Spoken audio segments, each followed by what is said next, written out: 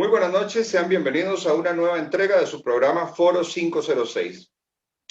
Esta noche me complace muchísimo poder compartir y discutir de temas muy variados, pero sobre todo enfocarnos en las teorías de la libertad y de cómo la libertad nos podría ayudar a cambiar todas aquellas cosas que nos están afectando como sociedad, y cómo debemos, si queremos ver cambios reales y de fondo en todo el quehacer de la política, necesitamos ver nuevas opciones y necesitamos de alguna manera empoderar al ciudadano para poder, tanto con la ayuda del gobierno, hacer que cada individuo salga adelante por sí solo, que nos esforcemos, pero que también podamos disfrutar del fruto de ese esfuerzo. Esta noche me acompaña el doctor José Joaquín Fernández. Doctor Fernández, ¿cómo se encuentra esta noche? Muy bien, gracias a Dios. Espero que vos también estés bien y que también se encuentren bien quienes nos están escuchando. Por supuesto, estoy muy bien y además estoy muy contento de tenerlo por acá. Yo creo que usted es una fuente inagotable de conocimiento y además es una persona balanceada y sobre todo que cada una de sus ideas la respalda desde lo técnico, desde lo económico, así también como lo social. El doctor José Joaquín Fernández es doctor en economía por la Universidad Francisco Marroquín. También tiene una especialización en el programa de gerencia y finanzas de la Universidad de Boston. Ha sido profesor universitario, consultor, escritor, un columnista exquisito y muy atinado. Además, conferencista internacional de política monetaria, de la ética del capitalismo y de desarrollo económico. Doctor, para no perder más tiempo y poder entrar en este análisis, que ojalá una hora sea suficiente para poder abarcar la temática que tenemos, quisiera entrar en una primera idea, una primera pregunta. Lo creado por ley es legal, ciertamente, pero no necesariamente es moral y mucho menos promueve la justicia. Monopolios públicos o monopolios privados son ambos o deberían ambos ser prohibidos. En el secuestro que ha tenido la sociedad costarricense a través del social cristianismo, en el bipartidismo o también de la socialdemocracia, el Estado nos ha impuesto, nos ha obligado a consumir servicios públicos de estos monopolios al precio que los monopolios quieran, de tal manera que cubran todos los excesos que vemos a través de los salarios públicos y también pagando las ineficiencias de estos monopolios que no encuentran competencia y no tienen por qué esforzarse. Le pregunto yo, ¿hay alguna forma de despertar al ciudadano y que el ciudadano entienda que estos monopolios no son un patrimonio, sino que más bien en este momento representan una carga sobre las espaldas que de alguna manera también impiden que haya mayor empleo en la parte privada, porque al encarecer los costos de los insumos nos volvemos menos atractivos para la inversión extranjera? ¿Hay alguna forma de despertar al ciudadano que se ha acostumbrado a prender incienso a estas instituciones y monopolios públicos? Sí, la respuesta tiene dos vertientes. Una desde el punto de vista de la filosofía de la libertad, el concepto de liberalismo, y otra desde el punto de vista de la economía. Quiero aclarar que no existe tal cosa como liberalismo económico. Lo que pasa es que a veces las dos convergen en las mismas conclusiones. Entonces la gente habla de liberalismo económico, pero así como no hay física marxista o biología socialdemócrata, pues tampoco existe economía liberal. Entonces, este tema, los monopolios, los podemos enfocar, repito, desde dos aristas. Una, desde la filosofía de la libertad, del liberalismo, y otro desde el punto de vista de la economía. Yo quisiera empezar tal vez diciéndole, recordando un hecho histórico, que la primera legislación o una de las primeras legislaciones antimonopolios que se dio a nivel mundial fue en 1890. Fue en los Estados Unidos la famosa Ley Sherman antimonopolio, precisamente porque desde el siglo XIX se sabe desde un punto de vista de la teoría económica que todo monopolio creado por ley, esté donde esté, perjudica el desarrollo económico y social. Es decir, donde hay monopolios, hay menos inversión. Obviamente, cuando se crea un monopolio, lo que estamos diciendo es que solamente va a haber una empresa, no se va a permitir que otras empresas participen y Un al mercado cautivo. decirles, exactamente, y al cerrar la participación de otras empresas, lo que estamos haciendo es cerrando las posibilidades de nueva inversión, y al no haber inversión, obviamente lo que estamos es creando desempleo, ¿verdad? Porque toda inversión viene acompañada de inversión en capital físico, en maquinaria, equipo, etcétera, pero también tiene que venir acompañada de equipo humano, de capital humano que sepan y que pueda administrar toda la empresa y manejar el equipo necesario. Entonces, como venía diciendo, desde el punto de vista de la teoría económica, a mí me llama la atención poderosamente de que siendo una conclusión básica de la economía, de que todo monopolio creado por ley perjudica el desarrollo económico y social, como venía diciendo, los precios son más altos, se sabe que la calidad del producto también es inferior, hay menos inversión, y al haber menos inversión se genera menos empleo. Y al haber menos inversión, al no haber competencia, tampoco se generan incentivos para la innovación. Entonces, todo esto se sabe, y a mí me extraña poderosamente que en Costa Rica sigamos defendiendo la existencia de monopolios creados por ley. Es más, hace algunos años había visto una noticia de que Recope iba a contratar una consultoría que iba a pagar, si mal no recuerdo, como $90,000 para hacer un estudio si valía la pena o no abrir el monopolio. Y yo decía, pero esto realmente es un acto de corrupción, porque es es pagar $90,000 para descubrir el agua tibia, ¿verdad? Es decir, usted toma cualquier texto de economía básica y se dará cuenta que lo que se promueve es más bien el rompimiento de los monopolios, y se habla en contra de los monopolios creados por ley. Ahora, desde el punto de vista de la filosofía de la libertad, debemos de tomar en cuenta que si yo soy dueño de mi vida, si yo soy dueño de mi ingreso y si yo soy dueño de mi propiedad, yo debo, decir, como consecuencia de eso, yo puedo hacer negocios con quien yo quiera.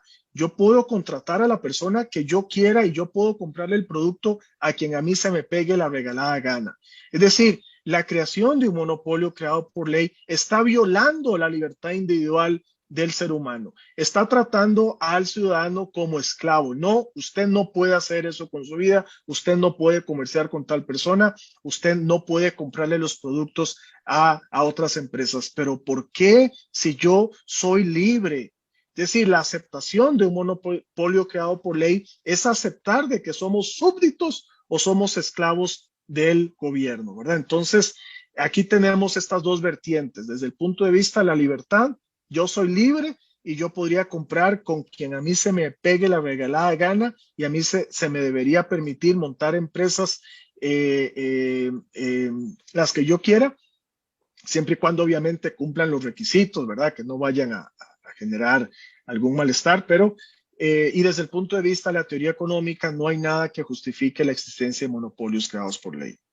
Ahora, doctor Fernández, en Costa Rica caemos de un extremo a otro, o dicho de otra forma, nos salimos del sartén para caer a las brasas. Por ejemplo, en el caso de APM Terminals, pasamos de un monopolio odioso del Estado, ineficiente y glotón en pluses y en incentivos y bajo rendimiento, a un monopolio privado en donde se encarecen los precios, y ahorita estamos, o más bien tenemos a los empresarios atrapados entre uno y otro. Me refiero entre lo privado o lo público, pero finalmente un monopolio al fin. En una zona muy importante que es por donde sale el 80% de nuestras exportaciones, y si no me equivoco, también ingresa una buena parte de las importaciones del país. Pero una vez más la pregunta es, ¿hay alguna forma de despertar al costarricense, o será que el costarricense ha sido víctima de una campaña propagandística en donde eso lo hacen sentir como patrimonio personal, empresas de los costarricenses, o ha sido de alguna manera también la ideología impuesta por los sindicatos que hacen que el costarricense quiera y defienda también esta institucionalidad y no vea que una posibilidad de bajar los costos del país sea a partir de la apertura comercial? Mira, yo creo que quienes más defienden los monopolios creados por ley son los políticos. Yo participé fuertemente en el tratado, en lo que tenía que ver con la apertura del mercado de las telecomunicaciones con el TLC. Y recuerdo que todas las encuestas que teníamos a nuestra disposición decían que la gente quería apertura de las telecomunicaciones con o sin TLC. Es decir, no lo estaban condicionando a nada y la gente estaba consciente, en general, el público en general está muy consciente de que los monopolios no contribuyen realmente al bienestar social. Aquí es más que todo son los políticos, porque los monopolios creados por ley o cualquier empresa pública es parte del botín político. Es decir, yo puedo colocar a mis amigos como gerentes, presidentes ejecutivos, altos al tener un monopolio de ley, por ejemplo, el de Recope. Entonces yo puedo hacer negocios como esta empresa Soresco, ¿verdad? Entonces ahí se transan, puedo hacer cosas oscuras detrás. Entonces, para mí es más que todo, es el político el que se aferra a mantener el monopolio creado por ley porque le beneficia a él para sus intereses. Esto es parte también de la teoría económica, se conoce como el public choice, que parte del principio de que primero es una llamada de atención a todos aquellos que creen que el gobernante busca el bien común. Y lo que nos dice James Buchanan, premio Nobel en economía, lo que nos dice, ojo, vea, el burócrata, el sindicalista, el político es un ser humano como cualquier otro, cuya prioridad es su propio bienestar, ¿verdad? No es el bien común, no son ángeles, no son santos. Ellos buscan su propio bienestar y entonces bajo una estructura monopólica, obviamente se dan situaciones perversas, lo que uno diría, así como como Adam Smith que decía que cuando hay libre competencia hay como una mano invisible que promueve el bien común. De la misma manera, James Buchanan, en cierta manera, lo que nos dice es que cuando existen monopolios creados por ley, unidos con estos incentivos personales de los políticos, lo que existe es una mano invisible que conduce más bien a la corrupción y al deterioro del bienestar social.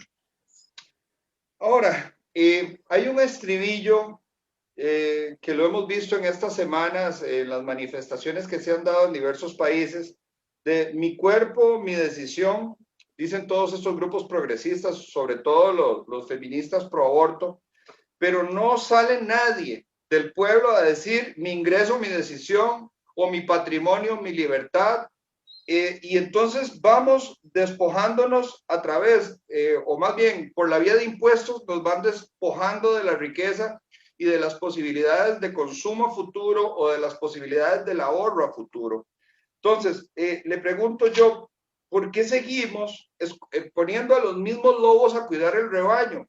Que en un gobierno sí y en otro también quieren un nuevo paquete fiscal y quieren grabarnos de más impuestos, y cualquier actividad nueva, novedosa, que empieza a dar un respiro a algunos grupos sociales y les da un trabajito por horas, un trabajito temporal, tienen que ir en carrera a tratar de grabarlo.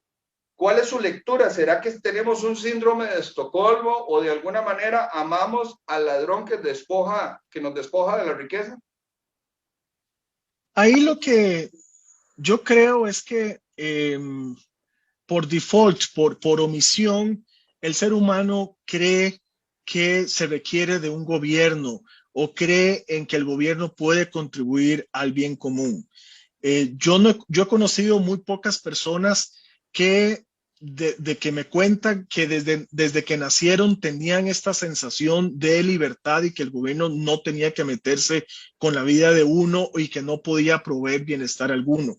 Lo que más bien he conocido, o inclusive en el caso mío, yo me he dado cuenta, sí, fue a través del estudio de la economía, que me di cuenta que más bien que el gobierno no contribuye al desarrollo y del bienestar. Entonces, yo creo que lo que sucede aquí es que por default por omisión, la gente cree realmente en que se requiere de un gobierno para promover el bienestar. Y entonces, los que creemos en la libertad tenemos esta cuestión en contra. Es como vivir en la Edad Media, cuando todo el mundo creía que la Tierra era plana, ¿verdad? Es decir, eso era como la como el cassette, como la condición con lo que la gente nacía. Todo el mundo lo comentaba y todo el mundo daba por un hecho que la Tierra era plana, a pesar de que se sabía de que la Tierra era redonda 400 años antes de Cristo, ¿verdad? Y no solamente se sabía que era redonda, sino que se sabía la circunferencia de la Tierra, ¿verdad? Y a pesar de eso, pues la gente sigue creyendo, siguió creyendo en el mito de que la Tierra era plana. Entonces, igual estamos en esta situación. La gente cree que la Tierra es plana, la gente cree que el gobierno contribuye al bien común y realmente es el esfuerzo por tratar de hacerle ver a la gente de que la situación es otra.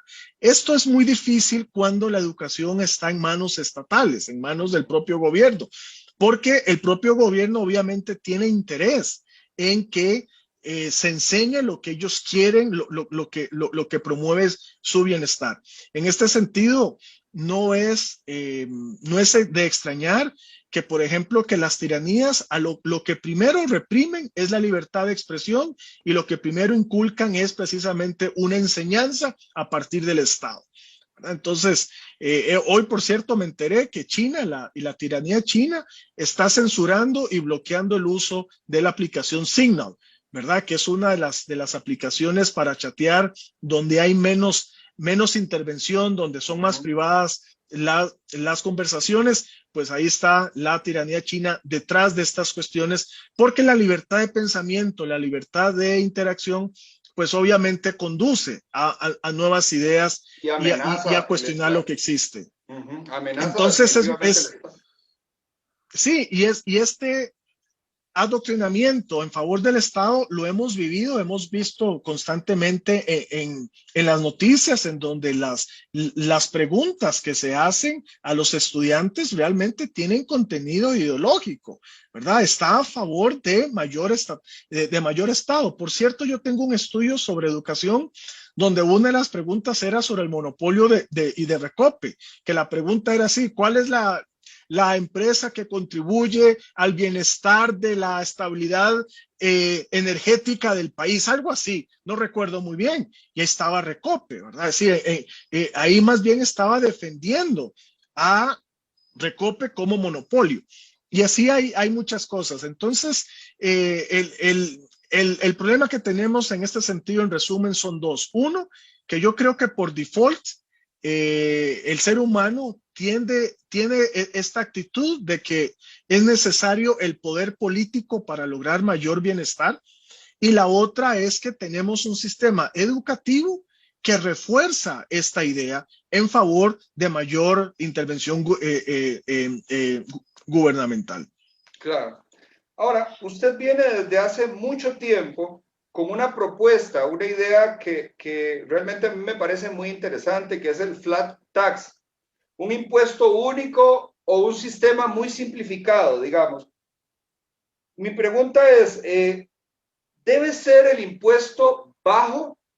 ¿Deben ser pocos impuestos?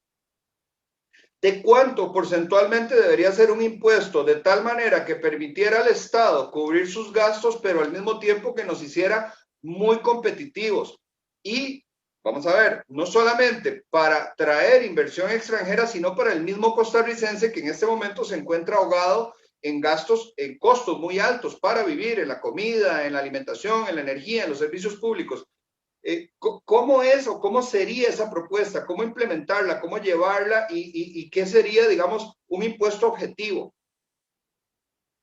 Sí, aquí volvemos al tema de las dos vertientes, digamos. Qué es lo que nos dice la economía como ciencia en relación a los impuestos y qué es lo que nos dice el liberalismo en relación a los impuestos? Curiosamente, de igual manera, yo creo que esto es parte del orden divino, las dos ciencias coinciden en la misma conclusión. La economía lo que nos dice es que yo al menos, yo todavía no he conocido ningún texto de economía, ningún libro sobre tributación, etcétera, donde diga que los impuestos conducen a mayor bienestar.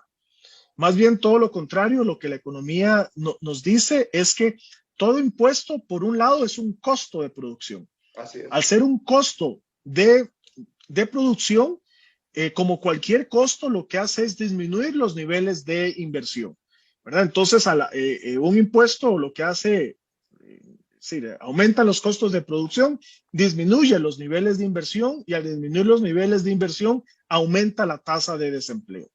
Por el lado del trabajador, el aumento de los impuestos significa que con su mismo nivel de ingreso que tenía, al aumentar los impuestos, ahora es como si implicara una disminución de su salario porque ahora va a poder comprar menos. La cantidad de dinero disponible que usted tiene es menor. Entonces los impuestos empobrecen. Muchos dirían que, bueno, es que el gobierno devuelve esos impuestos en bienestar, en bienes y servicios. Vuelvo aquí, reitero el tema del public choice. El public choice nos dice que el gobierno es ineficiente e ineficaz per se. Es decir, lo que el gobierno devuelve siempre es menos de lo que quita, porque el gobierno administra recursos que no se ha ganado. Nadie administra también los recursos que se ha ganado con esfuerzo propio, y menos si es para dárselos a una persona que ustedes conocen, ¿verdad? Entonces, más bien, por eso es que vemos en el sector público lo que nos diría el James Buchanan, siguiendo este principio de que cada burócrata, cada político busca su propio bienestar. Entonces aquí vemos la explicación del por qué los salarios, los pluses, los privilegios aumentan en el sector público, pero la calidad de los servicios más bien disminuye, sigue cayendo, ¿verdad? Entonces, porque precisamente el burócrata está interesado en su propio, esa es su prioridad, su propio bienestar. No busca el bien común, y al no tener el esquema de la competencia, no tiene una motivación para ser eficiente. Entonces, el gobierno nunca devuelve lo que le quitó a la sociedad, más bien devuelve menos. Y esta es la razón por la cual cayó el muro de Berlín. Por eso es que todos los países socialistas han fracasado. Y esto es importante desde el punto de vista de la evidencia empírica, también que hay estudios que se han hecho de cuál ha sido el impacto del Estado benefactor que surge a partir de la década de los 60, donde antes de la década de los 60 se creía que el gobierno debía limitarse nada más a funciones mínimas de lo que era seguridad, policía, tribunales, infraestructura, pero nada más. A partir de los 60 nace el Estado benefactor, donde se dice, bueno, el gobierno debe tener también alguna función para mejorar el bienestar, de ahí el nombre Estado benefactor. Entonces, intervenir en educación, surge la educación pública, surge programas de vivienda, surge programas, etcétera, programas de pensiones, etcétera. Entonces, todos los estudios empíricos concluyen de que el Estado benefactor no ha mejorado, escuchen bien, no ha mejorado ningún indicador social.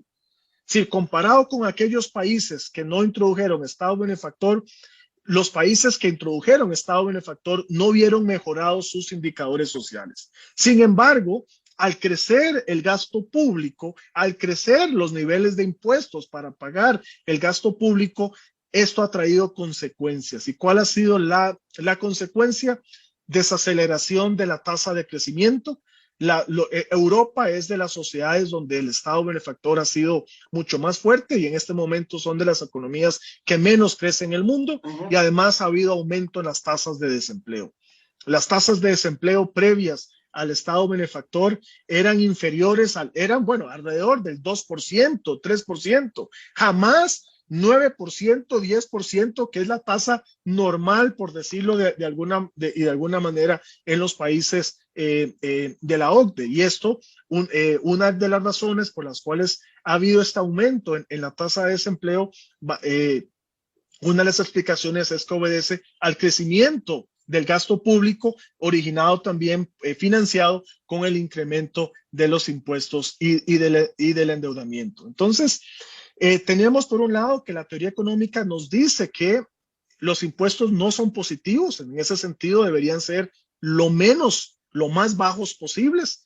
todos los países que que en la actualidad son desarrollados, crecieron con un gobierno que tenía un tamaño como porcentaje del PIB inferior al 10%, ¿verdad? Fue a partir de las dos guerras que el gasto público como porcentaje del PIB empieza a crecer a niveles de un 30%, sí, pasó de un 10 a más o menos un 25%, pero eso fue como consecuencia de gasto militar, ¿verdad? No fue porque estaba interviniendo en más cosas. Y a partir de ahí empieza el Estado benefactor, que ya dije cuáles fueron las consecuencias. Entonces, algunos autores lo que sugieren es volver a los niveles de gasto público que se tenía antes de la creación del Estado benefactor, que era 20%, 25%.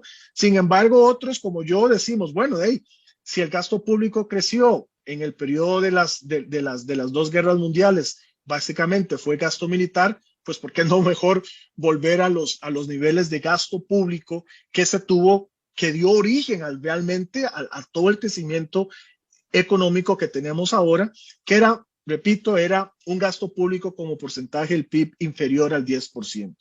Entonces, hay estudios que se llaman, hay un concepto en economía que se llama curva de Rand, que establece una relación inversa entre aumento del gasto público y desaceleración de la tasa de crecimiento. Es decir, a mayor gasto público, las economías crecen menos y al crecer menos hay mayor tasa de desempleo. Entonces, según la curva de Rand, el tamaño del sector público como porcentaje del PIB que contribuye, digamos, en lo que puede contribuir al crecimiento económico, lo que es un sistema policial, un sistema de tribunales, de justicia, más o menos anda entre un 10 y un 15%, ¿verdad? Entonces ese sería como el porcentaje del PIB al que deberíamos aspirar a llegar, al que hay que reducir. Por otro lado está la vertiente del liberalismo, que el liberalismo, usted decía, no sé porque hoy me publicaron un artículo, precisamente el titular es Mi ingreso, mi propiedad, mi decisión, donde esbozo el aspecto del liberalismo de los impuestos. Si yo soy dueño de mi vida, yo debo disponer del 100% de mi ingreso. Si solamente un esclavo es aquella persona que no dispone de su ingreso, sino que es un tercero, el amo en este caso, o en el caso de una sociedad democrática sería el Estado. Entonces, el punto es que desde la teoría y del liberalismo, los impuestos en realidad no deben existir. Los impuestos son 100% un robo, ¿verdad? Es decir, los impuestos pertenecen a quien los produce. No existe tal cosa como que yo, al no pagar impuestos, le estoy robando al Estado. No, si yo me lo gané, ¿verdad? Es mi ingreso, es mi salario, es mi decisión. Entonces, desde el punto de vista del liberalismo, todo impuesto es un robo y desde ese punto de vista los impuestos deben ser cero. Esa es la tasa de impuestos que debe existir. Hay economistas como David Friedman, otros como Murray Rothbard, que han desarrollado cómo se puede gobernar un Estado sin necesidad de impuestos. Básicamente es a través del pago de las tarifas, así como yo pago por un servicio, yo puedo pagar también por los servicios públicos. Entonces, en vez de recurrir a los impuestos, o que las carreteras se financien en vez de impuestos, que se financien con peajes. ¿Verdad? Cosas así, es ya entrar en el detalle, ya eso sí requeriría como todo un programa aparte, pero el punto es que, y la propuesta esta del flat tax, la idea es que es eliminar prácticamente el impuesto de renta y sustituirlo por una tarifa plana. ¿Por qué plana? Bueno, primero porque al ser plana, el gobernante no está interviniendo en las decisiones económicas a través de los impuestos. No es eso de que un empresario va a decir, ok, si produzco con tantos empleados, entonces entro dentro de tal régimen y entonces tengo tengo que pagar menos impuestos. O si el valor agregado de exportación es tanto, entonces me puedo meter acá y pago menos. No, no, no, no, no, no. El gobernante no tiene capacidad para estar incentivando o desincentivando la producción nacional.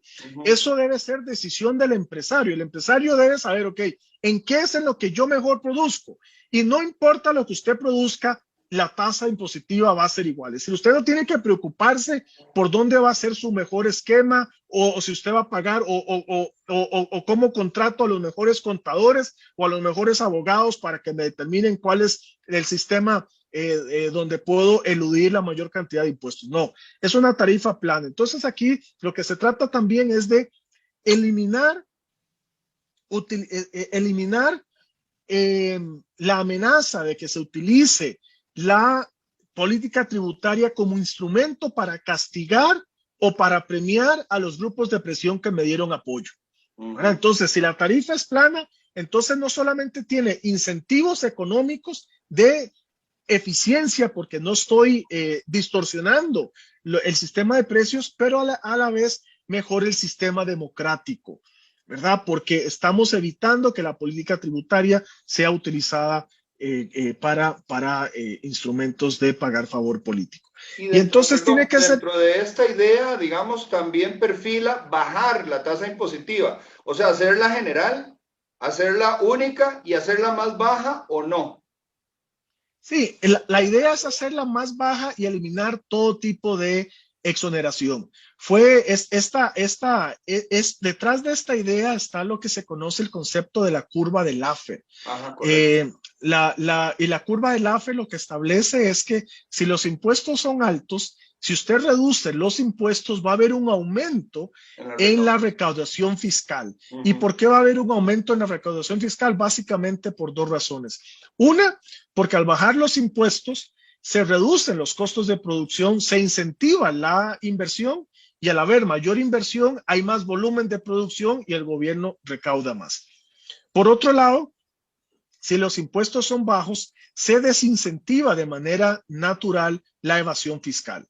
La gente va a preferir pagar los impuestos antes que estar contratando un abogado, un contador, antes de estar haciendo contrabando, ¿verdad? Antes de jugársela y evadir impuestos, pues mejor pago los impuestos si son bajas. Entonces, se reduce de manera natural la evasión fiscal y en ese sentido también se incrementa la recaudación. Entonces, la idea es... al gobierno la recaudación, se requiere menos burocracia para controlar toda la economía.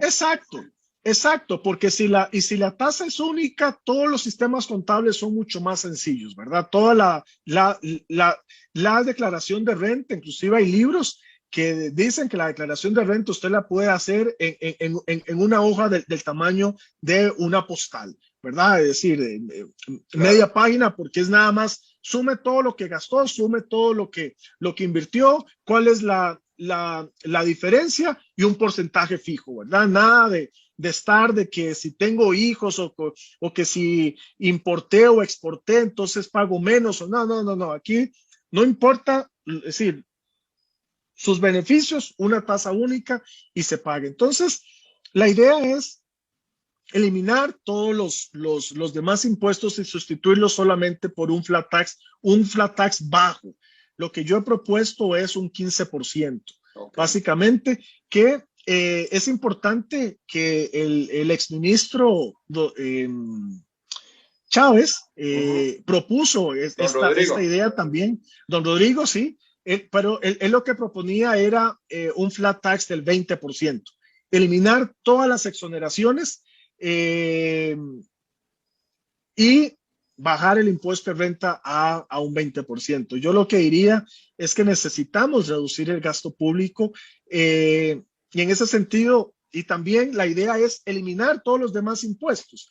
Por ejemplo, yo estoy en contra del IVA. El IVA es un impuesto que se puede recaudar muy fácilmente, todo el mundo lo paga.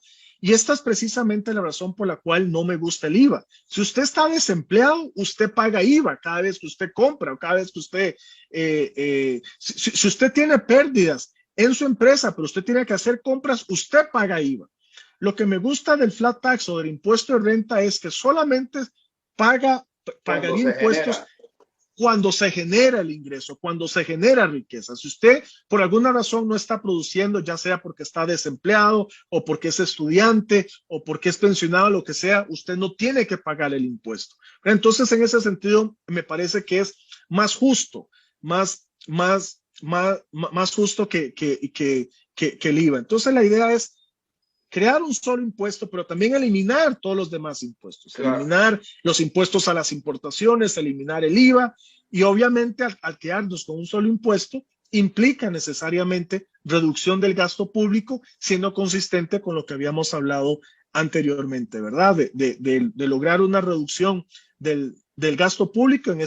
Costa Rica tiene el gasto público como porcentaje del PIB es como de un 30%. La idea es reducirlo por lo menos a un 20%, 15%. Lo ideal sería un 10%, pero ya eso sería, ya sí se requeriría como mucho músculo político para poder llegar a esos niveles tan bajos, aunque serían ideales, ¿verdad? Okay. Entonces, todo es parte de un paquete.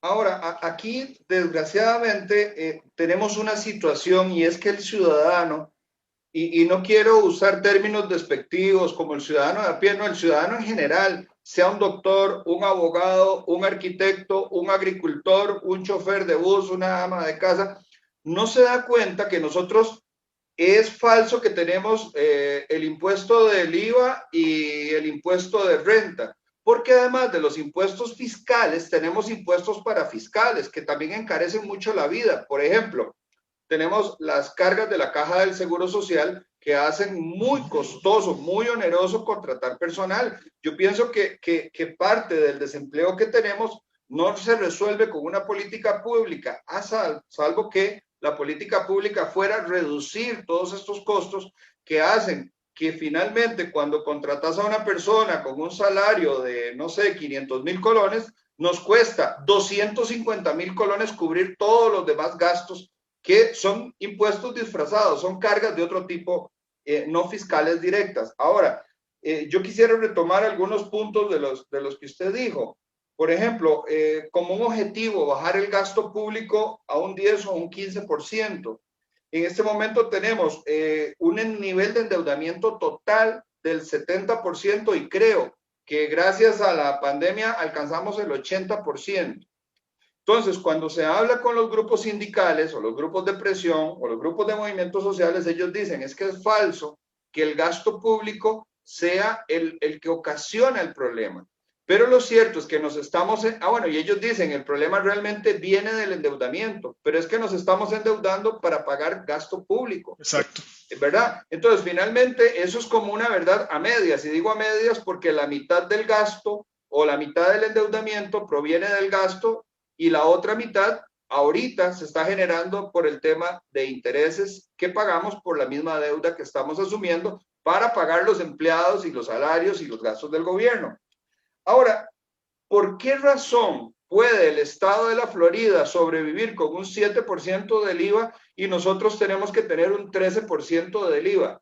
Pero no solo eso, cuando se mide el código del arancel, uno se encuentra que además del IVA, usted paga el DAI y paga el de la ley 62, no sé qué, y si el artículo es considerado de lujo, entonces pagan 28. Por ejemplo, un pick-up 4x4, que sería un carro, técnicamente un carro diseñado para trabajo en Costa Rica, se convierte en un carro de lujo.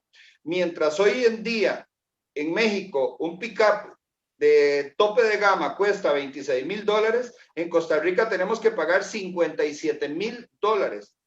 Imagínense la diferencia y el daño que se le hace a la productividad, porque insisto, un pick-up no es un carro de lujo, es un carro para trabajar. Entonces, ¿por qué razón puede la Florida sobrevivir y pagar sus gastos con un 7 y nosotros tenemos un nivel de endeudamiento y una economía que se quema si estamos pagando un 13 del IVA y además un 30% de renta? Sí, aquí hay algo importante. Por ejemplo, tanto el impuesto de ventas como el impuesto de renta son creaciones del siglo XX.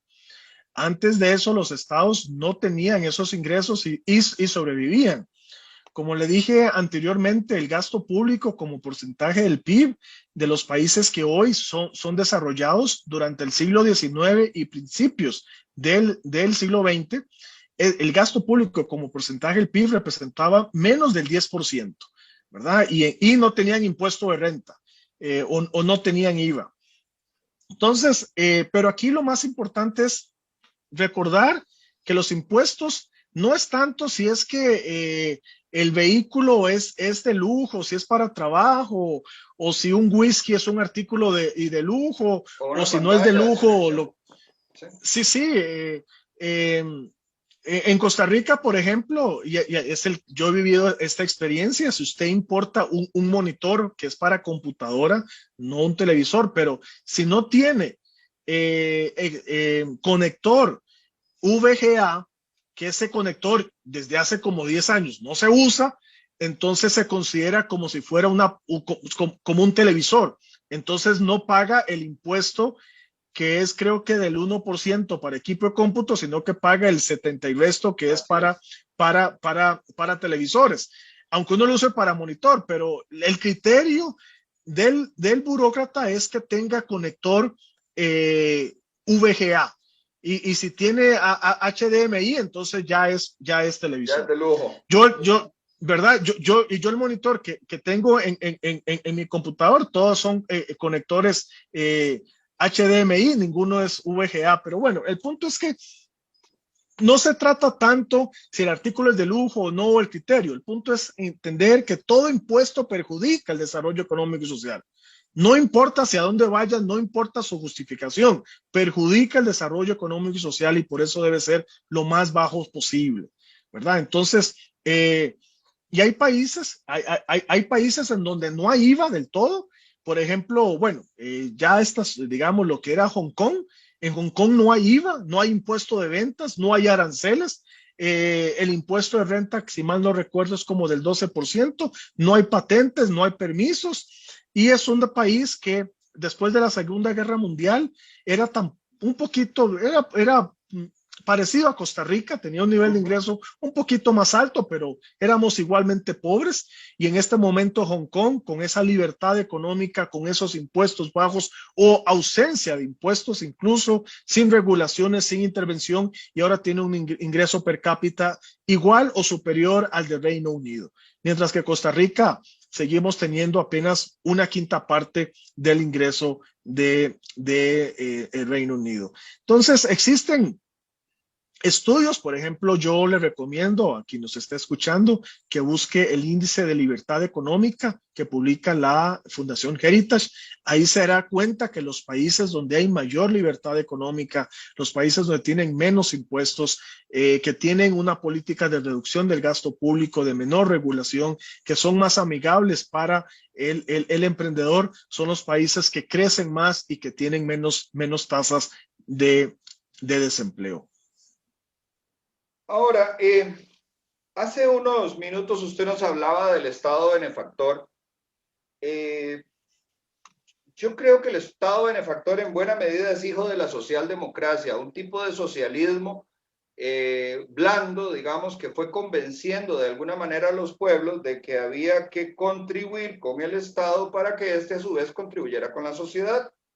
Durante algún tiempo el asunto funcionó y funcionó bien. Nosotros en muchos de los índices nos hicimos notar en el Concierto de las Naciones por avances sociales, por avance en la salud, en la salubridad, teníamos agua potable, cosa que otros países, inclusive desarrollados, hoy carecen. Sin embargo, como que este efecto empieza a revertirse y entonces empezamos a cargar gastos y gastos y gastos de la burocracia, y lo cierto es que hoy en día las mejoras y los índices vienen a la baja. Estamos más endeudados y tenemos un grupo de pobres mayor, porque aunque porcentualmente la gente diga que tenemos el mismo 20%, lo cierto es que la población ha aumentado y el 20% es un número frío, pero el drama humano que representa un grupo de personas cada vez incrementándose y con condiciones realmente que comprometen, digamos, la vida, nos dice que estos sistemas están fallando, pero no los cambiamos. Tenemos, por ejemplo, aún acueductos y alcantarillados con préstamos sin ejecución y al mismo tiempo tenemos grupos de desarrolladores y constructores que podrían dar una cantidad enorme de empleos en lugares muy céntricos, no se digan área rural, en lugares muy céntricos a los cuales se les niega el permiso o el uso de aguas. Por el otro lado, tenemos a un AIA que desperdicia una cantidad de miles de litros de aguas en fugas y que hace poco por mejorarlo. Tenemos además la desviación de impuestos directos, por ejemplo, el impuesto a los combustibles que se nos vendió con la idea de que iba a ir directamente a carreteras, y lo cierto es que hoy las carreteras que se construyen nos vamos a endeudar porque ya la plata se gastó en otras cosas. O, por ejemplo, el impuesto que se hizo a las sociedades anónimas, que en teoría era para reforzar a la policía, y hoy estamos pidiendo préstamos para poder equipar a la policía. Le pregunto, doctor Fernández, ¿es posible salir de este círculo interminable de agresiones al ciudadano? Porque un día se le desmejora la calidad de la educación, otro día se le desmejora la calidad de la salud, otro día se le desmejora la posibilidad del emprendimiento con miles de trabas y permisos. ¿Cómo podríamos de alguna manera romper este círculo vicioso que tanto daño le está haciendo a la sociedad? Sí, varias cosas. Primero, discrepo en el sentido de que la socialdemocracia haya funcionado en Costa Rica. En ningún momento no? funcionó. Okay. No, como le estaba explicando anteriormente, si usted compara, por ejemplo, Hong Kong, en este caso podemos comparar Hong Kong con Singapur y Costa Rica. Tanto Singapur como Hong Kong teníamos los tres teníamos niveles de ingreso muy semejantes posterior a la Segunda Guerra Mundial. Sin embargo, Hong Kong y Singapur apostaron a la más y absoluta libre competencia, no apostaron a las empresas públicas, no tenían garantías sociales, no tenían IVA, no apostaron al modelo de sustitución de importaciones, como lo hizo Costa Rica, sino que más bien apostaron al libre comercio. El arancel promedio de Singapur y de Hong Kong es cero. Cero. Ese es el arancel promedio de Hong Kong y Singapur. Cero. No tienen IVA, no tienen salarios mínimos. Sí, ellos no apostaron a la socialdemocracia, ellos apostaron a la libertad económica. Y en estos momentos, tanto Singapur como Hong Kong tienen niveles de ingreso de país desarrollado. Es más, se consideran zonas, digo zonas porque Hong Kong de ahí ahora es parte de China, entonces no se puede hablar de que es un país, ¿verdad? Pero creo que el público me entiende para... Pero es una economía, ¿verdad? Y es con libertad económica lograron colocarse como países desarrollados, ¿verdad? Mientras que Costa Rica con socialdemocracia nunca hemos alcanzado grado de desarrollo económico. Más bien, todavía seguimos siendo un país pobre, ¿verdad? Entonces, en ese sentido, discrepo con ese análisis porque yo lo he escuchado mucho de que la gente cree que el modelo de la socialdemocracia funcionó, pero que se agotó. Este es el término que se emplea, que se agotó. Sí. No, el modelo nunca se agotó, nunca funcionó. ¿Y cuál es el argumento? Bueno, comparémoslo con países que no apostaron a la socialdemocracia y vemos cómo están mejor. Entonces, esto es lo que en economía se llama costo de oportunidad. Es decir, supongamos que usted tiene dos opciones de trabajo, los dos trabajos son exactamente iguales. Le piden lo mismo, tiene que hacer exactamente lo mismo, pero en uno le pagan 3 millones y en otro le paga 5 millones. Pero resulta que usted acepta el trabajo de 3 millones. ¿Usted está ganando 3 millones? No. El economista lo que diría es que usted está perdiendo 5 millones, porque el costo, es decir, lo que usted está dejando de producir, es decir, su mejor alternativa era haber aceptado el trabajo de 5 millones y no el de 3. Entonces se está perdiendo 2 millones. Entonces, eso hay que verlo con Costa Rica. Hemos mejorado, sí, obviamente Costa Rica está mucho más desarrollada de lo que estábamos en 1950. Pero el punto no es lo que hemos avanzado. La pregunta es lo que dejamos de avanzar.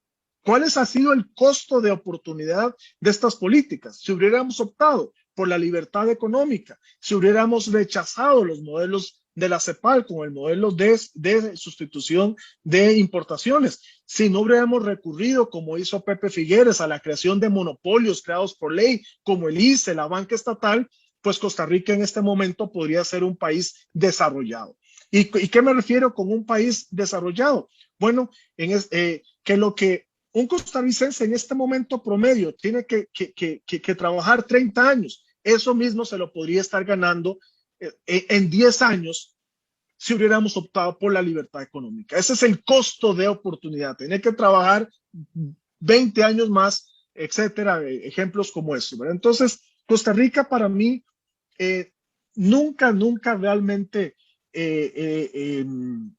sí, para mí no es cierto que tuvimos un buen modelo de desarrollo ¿Y podrá el que se agotó. ciudadano, el costarricense, hoy escaparse de este círculo de agresión? Porque, insisto, es que si el costarricense se esfuerza, lo castigan con un impuesto. Si no se esfuerza, lo premian con una beca. Entonces empezás a atrofiar al ciudadano y se vuelve un juego perverso, ¿verdad? Si soy un mediocre, si no produzco, si soy una mujer y me lleno de chiquitos, tengo un premio, pero si soy esforzada, entonces me castigan con un impuesto, ahora lo van a bajar a los 600 y tanto mil, ¿verdad? Para castigar más y más y más el esfuerzo, pero premiamos más y más y más la ineficiencia, inclusive de los empleados públicos. ¿Cómo se sale el ciudadano de este ciclo de agresión? Es que no me cabe otra palabra. Sí, ahí vuelvo a lo que habíamos hablado al puro principio. Es decir, esto no es solamente de Costa Rica, esto es de todo el aparato estatal en todo el mundo. Insisto en las ideas de James Buchanan con la teoría del public choice. El gobierno es ineficiente e ineficaz per se. Y una de las razones, la que yo creo que el público que nos escucha puede entender, es sencillamente porque el gobierno administra recursos que no se ha ganado. Nadie administra de manera eficiente los recursos que... Sí, exacto. Usted no lo va a administrar con el mismo esmero, con la misma diligencia, si es esfuerzo propio. Y además, si los puestos realmente gerenciales de administración, como la presidencia ejecutiva y las gerencias, son puestos políticos donde usted va a estar solamente durante 4 años, usted no tiene incentivo de una visión de largo plazo. Más bien el incentivo es aprovechese ahora. Aprovechese durante 4 años porque viaje esta fiesta dura solo 4 años. Conozca el mundo y haga contratos, fiesta. Exacto.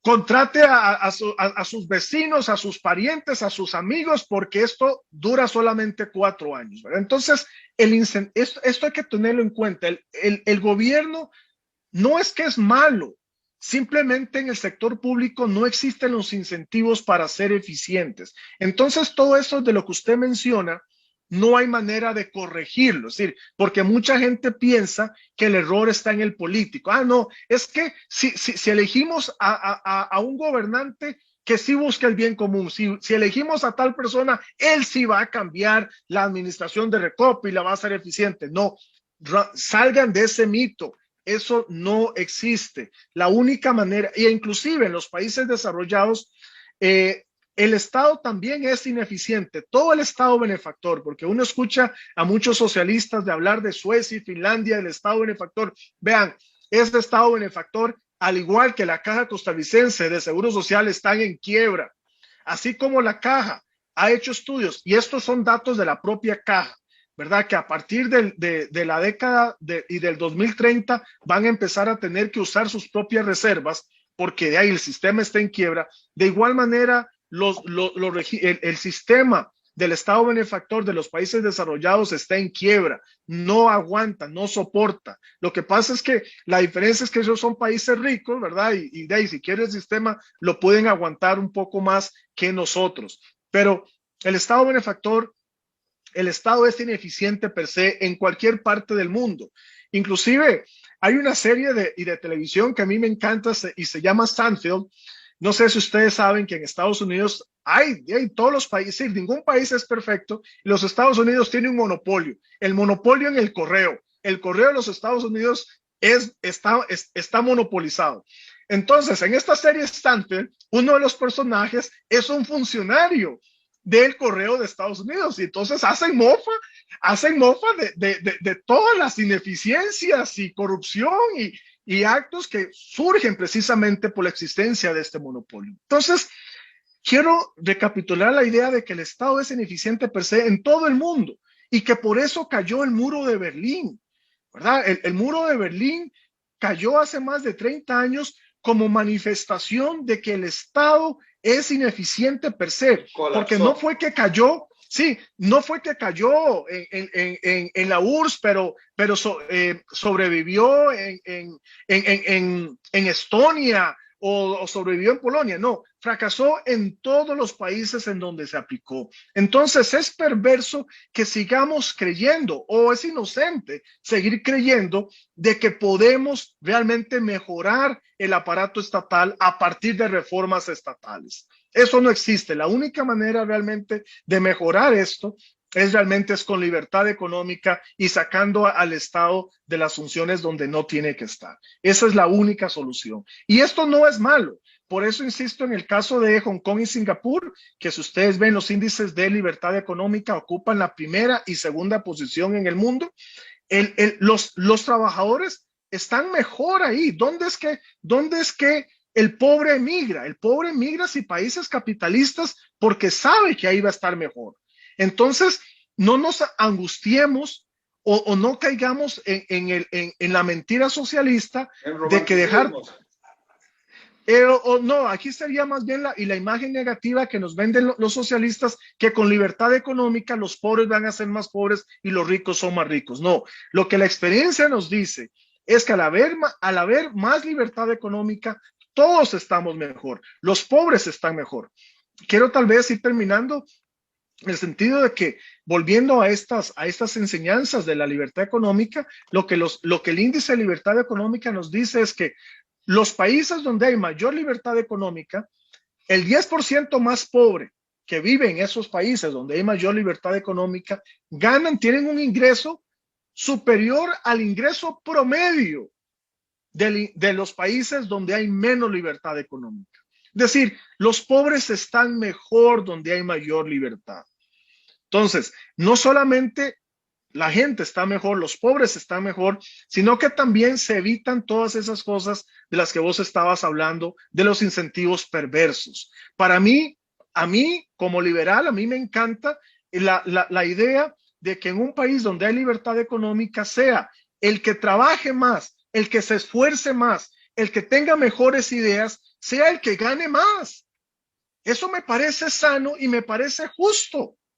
Que no sea como en un sistema socialista o en un sistema donde hay socialdemocracia, que sea el amigo del político el que gane más, ¿verdad? Eso no es correcto, no es sano, genera desmotivación realmente. Entonces, la libertad económica no solamente funciona desde el punto de vista de eficiencia, sino que también que me parece que es un sistema también justo precisamente por esto, porque premia al que debe premiar. Premia al que ahorra, al que sabe invertir mejor, al que se esfuerza, al que innova. Y eso me parece que es sano, ¿verdad? Entonces, en este sentido, es importante hablar sobre los beneficios de la libertad económica. Ahora, doctor Fernández, ya estamos acercándonos al final del programa, pero tengo un par de observaciones que quisiera hacerle. Tengo un buen amigo que es extranjero y es una persona brillante además, con el que converso de política y él me dice, Luis Fernando, cualquier partido político en Costa Rica que use la palabra libertad, libertario, liberal en el nombre o que lo promocione mucho, es un partido que jamás va a ganar las elecciones. Y él de alguna manera lo relaciona de que se ha satanizado lo liberal con el concepto de neoliberal. Le pregunto, ¿será que esos grupos clientelares temen que el papá Estado deje de regalar bonos y becas? ¿Será que no vemos, digamos, cómo salir adelante por nuestra propia cuenta? ¿Será que nos han metido en el sistema educativo temores?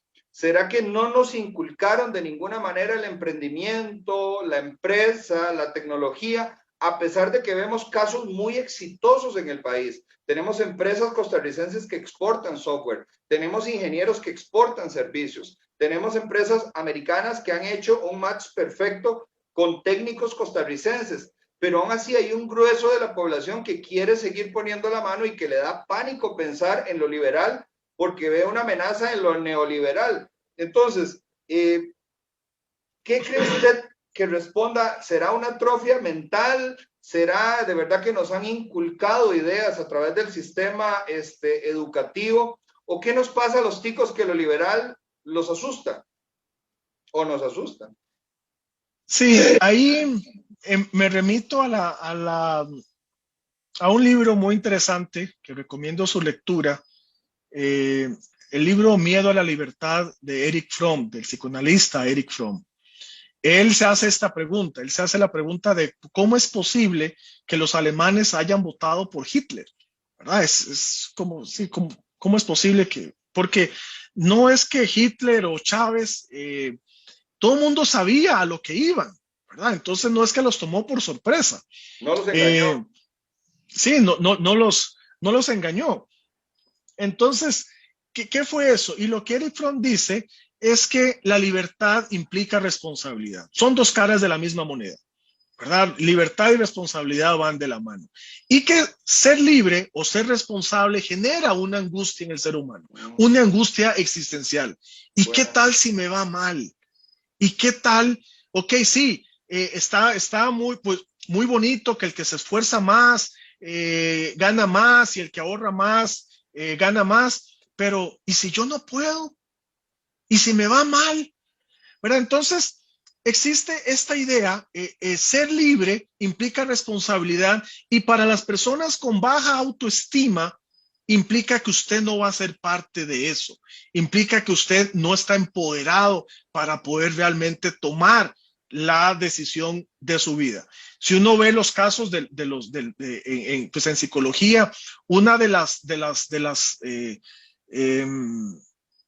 primeras argumentos o terapias para levantar la autoestima es hacerle convencerlo a usted de que usted en sí mismo, dentro de usted mismo, está todo lo necesario para poder salir adelante. Es romper esa estructura del pobrecito, ¿verdad? Que es la que nos intenta vender el socialista. El pobrecito, si yo me siento pobrecito, es porque yo tengo baja autoestima. Yo no puedo, eso no es para mí. Entonces existe desde el punto de vista de la psicología una explicación de por qué la gente rehúye la libertad y es porque genera esta angustia existencial, esta responsabilidad de asumir mi vida. Hay una frase, no recuerdo, que dice algo así como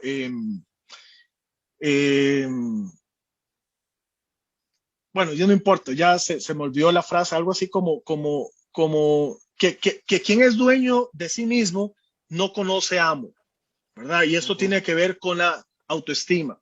Claro. Si yo estoy consciente de que yo soy dueño y de mí mismo, y si yo confío en mis decisiones, yo no voy a querer que el gobierno decida por mí. Yo no voy a querer ni que el sacerdote, ni mis papás, ni el burócrata decida por mí. ¿Qué es eso de que el gobierno tiene que decidir por mí a dónde yo voy a ahorrar, a dónde voy a cotizar, a dónde tengo que comprar? Lo vemos ahora mucho con lo del COVID, ¿verdad? Es decir, esta necesidad de que mucha gente necesita que el gobierno le diga quédese en casa, sí, ¿verdad? Y que ponga restricciones, no, y si usted quiere quedarse en casa, quédese usted en casa, pero no obligue a los demás, es decir, cada persona debe decidir si tienen que salir o no.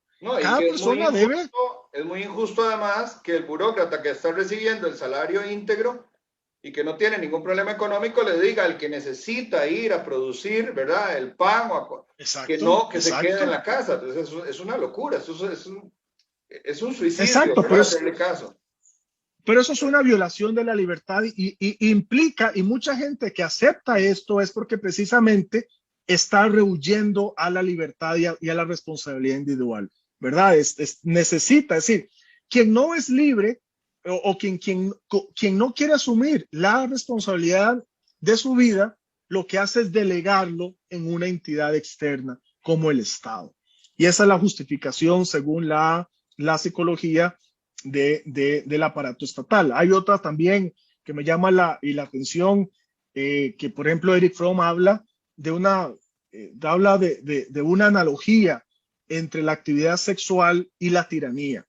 Así como en la actividad sexual hay sádicos, pues hay masoquistas, entonces habla que también que el tirano, que el tirano es un sádico, disfruta de oprimir a la gente, disfruta de construir miseria, ¿verdad? Y entonces esto lo vemos mucho, yo lo explico con el caso del, sí, dominación, yo lo veo en el caso del ministro Salas, porque es evidente que las restricciones vehiculares no tienen sentido. Es obvio, si usted ve el caso de Nicaragua, donde no hay restricciones sanitarias de ningún tipo y donde no se han cumplido las profecías apocalípticas, donde decía que según los porcentajes de la OMC ya deberían haber muerto como 300,000 personas y han muerto cantidades parecidas a las que han muerto en Costa Rica. Tenemos el caso de Suecia, que no tuvo tampoco restricciones sanitarias y ya han superado toda la inmunidad del rebaño, etcétera. Entonces, si usted ve esta evidencia, ¿por qué usted insiste en las restricciones sanitarias? La única explicación para mí es porque hay un disfrute, un placer sádico del ejercicio del poder, tanto del ministro de Salud como del presidente de la Caja Costarricense de Seguro Social y obviamente con el respaldo del presidente de la República. Y el apoyo de los medios de comunicación, que no paran de hacer apoyo, sí. caja de resonancia. Ahora, doctor Fernández, le hago una última pregunta, digamos, tomo una idea suya o hago mías sus palabras. Usted en un artículo de su blog pone: solamente la incompetencia requiere subsidio, la calidad no. Usted argumenta en ese artículo, que de hecho es extraordinario y recomiendo la lectura, que las universidades, entiéndase bien, deben quedar fuera de la regla fiscal. Entonces yo traté de leer 2 o 3 veces a ver si me estaba equivocando en el título, pero no. Usted dice: las universidades deben quedar fuera de la ley marco del empleo público, pero sometidas a la libre competencia, y debemos desaparecer el FES. Bueno, para mí la autonomía es un poco eso de ganarse los salarios a punta de esfuerzo y de calidad también. Es decir, yo soy autónomo cuando soy independiente y cuando por mi propio esfuerzo y mi propia cuenta, digamos, ya no tengo que estar pidiéndole a otra persona, en este caso al gobierno central. Pero explíquenos un poquito su planteamiento, en qué consiste que queden fuera, no importa, y que se les dé la autonomía. Sí, ahí la idea es, también volviendo a la economía, la economía nos dice que entre mayor competencia haya en un mercado, los salarios se van a ajustar a su productividad. Es decir, y eso es lo justo. Lo justo es que el salario corresponda a lo que usted está produciendo. Si usted está ganando más de lo que usted está produciendo, usted le está quitando el salario a otra persona, a otro colega. Si usted gana menos, pues lo están explotando. Es decir, lo justo es que usted gane según su productividad. Entonces hemos visto en los medios de comunicación que salarios, ¿verdad? De misceláneos ganando 3 millones de colones, oficiales de tránsito ganando millones, etcétera.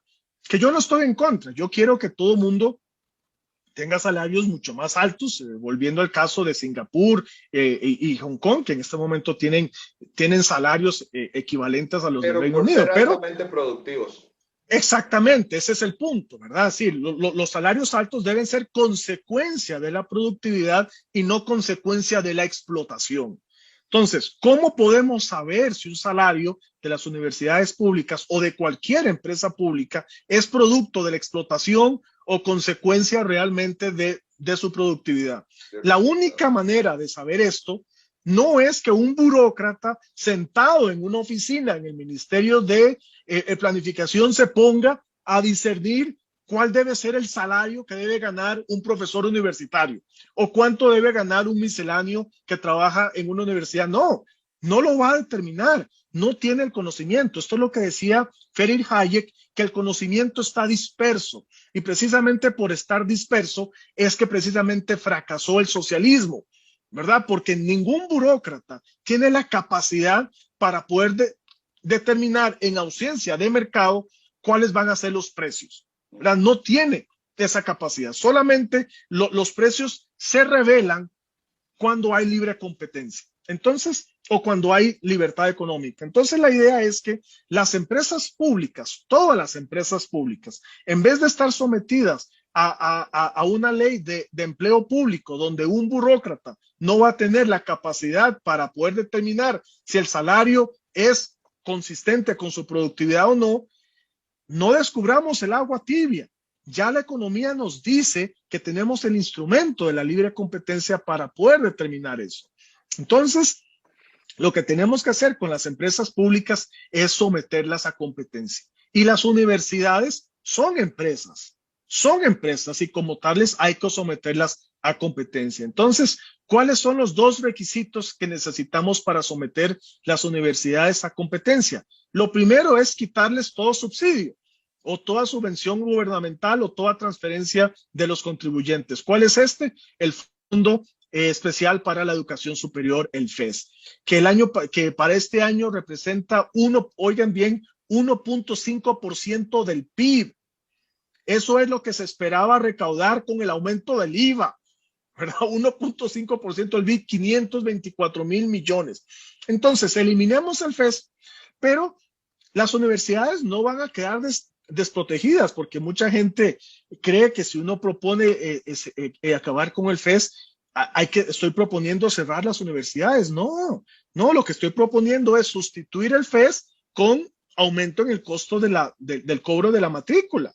Es decir, así como el ICE cobra por las llamadas telefónicas, por el uso de telefonía, por el uso de la electricidad, pues de igual manera que la universidad cobre a los estudiantes la matrícula necesaria para cubrir sus costos. Entonces, es sustituir el FES con aumento en el costo de la matrícula. Eso es lo primero, ¿verdad? Entonces, ahí vamos a saber, ¿verdad? Si la matrícula aumenta, pasa de 100,000 colones por semestre a 3 millones por semestre, para poder aguantar todo ese montón de cosas, pues de ahí nos vamos a dar cuenta que obviamente los salarios eran, ¿verdad? Que queda fuera. Entonces, ese es el primer punto. Y el segundo punto tiene que ver con CONESUB. Porque CONESUB es una barrera de entrada. CONESUB dice cuáles universidades pueden abrir, cuáles carreras se pueden abrir, y eso está mal. Eso no es libre competencia. Libre competencia es que cualquier persona que quiera participar lo puede hacer y que sea el consumidor el que decida si lo que se está brindando es de calidad o no es de calidad, ¿verdad? Entonces, esos son las dos propuestas en el sentido con respecto a las universidades. Y en realidad, con cualquier empresa pública, la idea igual con Recope, igual con el ICE, ¿verdad? ¿Cómo podemos saber si los salarios que se están pagando en Recope son excesivamente altos, productos de la explotación o no? Bueno, rompamos el monopolio de Recope. Eso es la mejor ley de empleo público para Recope. ¿Cómo podemos saber si en el ICE se están pagando también excesos de empleados públicos y salarios exorbitantes? Bueno, rompamos el monopsonio que tiene el ICE en el mercado de la generación eléctrica, ¿verdad? Y desregulemos todavía un poco más el mercado de las telecomunicaciones, porque para poder participar ofreciendo servicios de telecomunicaciones hay que pagarle a Sutel una tarifa, un ingreso muy alto de entrada, millones de colones, ¿verdad? La gente a veces se pone contenta, uy, qué bien que paguen los capitalistas, pero la gente no se da cuenta que esa entrada que pagan las empresas para poder ofrecer telecomunicaciones se la cobran a usted, consumidor, a través de tarifas más altas, ¿verdad? Entonces, la idea es que las empresas públicas, todas, quedan excluidas de la ley de empleo público, pero que, eso sí, que sometámoslas a la libre competencia y que sea la libre competencia la que regule los salarios, los precios de los servicios que venden, etcétera, etcétera. Entonces, y con las universidades públicas, en resumen, implicaría eliminar el FES, que lo sustituyan por cobro de la matrícula y eliminar, es decir, cerrar CONESUB, o que por lo menos CONESUB deje de ser una entidad que autorice la apertura, que se convierta en calificadora. Es como cuando escuchamos estas calificadoras internacionales, El ISO Fitch y y estas Moody de Blues. calidad, sí. Sí, exacto, que lo que dicen es emitir un certificado de calidad, pero no dice usted no puede operar, ¿verdad? Simplemente cualquiera opera y ellos hacen la calificación pertinente. Ya depende del consumidor si cree o no en esa calificación, ¿verdad? Pero entonces que Conesub se deje de ser una barrera de entrada para permitir la libre competencia. Doctor José Joaquín Fernández, muchísimas gracias por el tiempo, por haberme acompañado. Quisiera comprometerlo para un nuevo programa pronto. Hay una tesis suya que me encantó con respecto a la solidaridad y cómo malentendemos la solidaridad y cómo la solidaridad se convierte en quitarle al pobre para darle al rico o quitarle al esforzado para darle al que no se esfuerza, ¿verdad?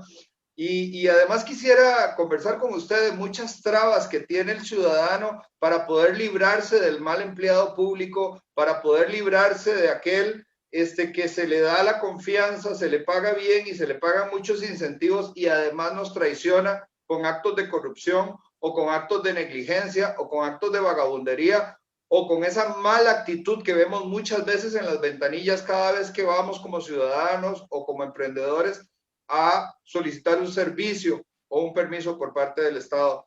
Realmente le agradezco muchísimo. Sus ideas son disruptivas. Definitivamente el programa de hoy cambia completamente el panorama, pero nos permite también ver otras visiones y, ¿por qué no? Soñar con que algunas de las cosas que hoy nos aprietan o que nos chiman el zapato, efectivamente las podemos modificar. Así es que le agradezco muchísimo su tiempo, le agradezco sus palabras y no sé si quiere enviar algún mensaje positivo al público.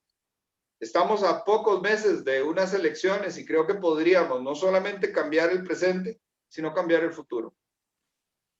Sí, bueno, ahí lo único que insistiría es que no le tengamos miedo a la libertad. La libertad siempre ha sido beneficiosa para todos.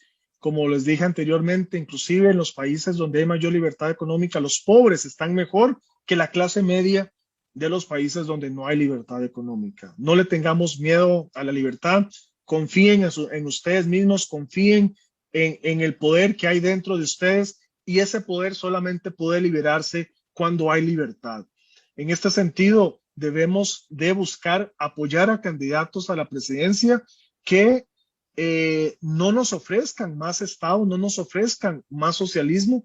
Costa Rica en los últimos años, la tasa de desempleo ha venido en aumento y ha venido en aumento anterior al COVID y es precisamente por este aumento de las políticas socialistas, aumento en los impuestos, aumentos en las regulaciones, impedimento para el rompimiento de monopolios creados por ley. Entonces, si no queremos caer en convertir a Costa Rica en una futura Nicaragua, en una futura Venezuela, necesitamos cambiar el rumbo radicalmente y necesitamos apostar a la libertad. En ese sentido, debemos apoyar a aquellos candidatos a la presidencia que realmente tienen una agenda de mayor libertad económica. Los invito en particular, tal vez a Natalia Díaz. En este sentido, pues me parece que es una candidata que tiene una perspectiva realmente de ofrecerle al país mayor libertad económica. Entonces, tratemos de apoyar seriamente a aquellos candidatos que apuestan por mayor libertad en todos los aspectos. Doctor, yo le agrego a sus palabras que lo busquen en redes sociales. Además, el nombre de su blog es La riqueza de las naciones, en el Financiero, que me busquen en el Financiero. El blog se llama La riqueza de las naciones, en honor a la obra clásica de Adam Smith, ¿verdad? La causa y el origen de la riqueza de las naciones. Claro, y realmente hay mucho material para leer y es bueno porque nos lleva de alguna manera a pensar en el lado opuesto a lo que estamos acostumbrados, a lo que de alguna manera nos han adoctrinado y a lo que nos han dicho que es bueno, pero no es eficiente, o inclusive si en algún momento es bueno, con el tiempo también algunas ideas se degradan y hay que cambiarlas, como cambia la tecnología, como cambiamos las personas y como cambia las sociedades, los organismos y la naturaleza. Doctor, muchísimas gracias. Espero tenerlo pronto por acá y sobre todo muchísimas gracias a usted que se ha tomado el tiempo de vernos. Si el programa le ha gustado, por favor, compártalo, darle seguir a la página para que puedan estar en contacto con nosotros y poder de esta manera ir viendo los avances que vamos haciendo en diferentes temáticas. Buenas noches y muchas gracias. Buenas noches, muchas gracias. Buenas noches.